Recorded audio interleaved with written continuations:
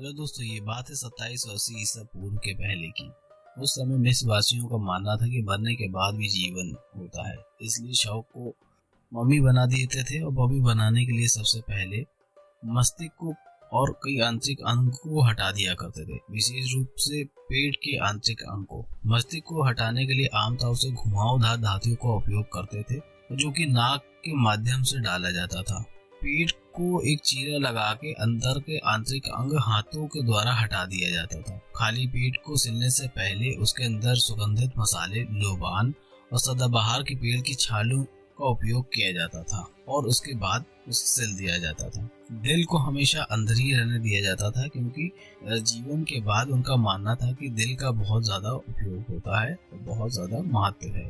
शरीर की सभी नमी दूर करने के लिए मृतक को 70 दिन के लिए नमक से ढक दिया जाता था। 70 दिन बीत जाने के बाद शव को धोया जाता था और लीलन की पट्टियों में चिपचिपे गोंद से लपेट दिया जाता था। फिर उसके बाद शरीर नुमा आकार के ताबूत के अंदर शव को रख के रिश्तेदारों के हवाले कर दिया जाता था।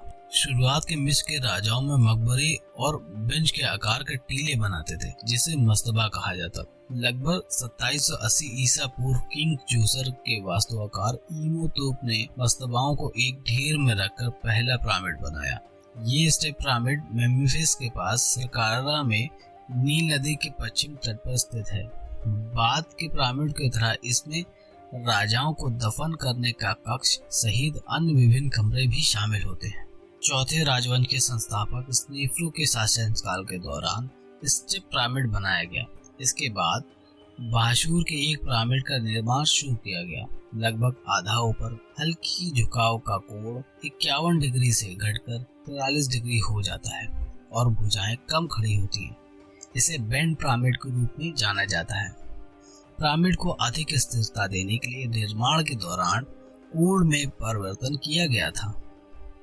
एक और महान पिरामिड दाशूर में बनवाया गया था, जिसके किनारे कुछ हद तक 43 डिग्री से अधिक कोण में उठे हुए थे।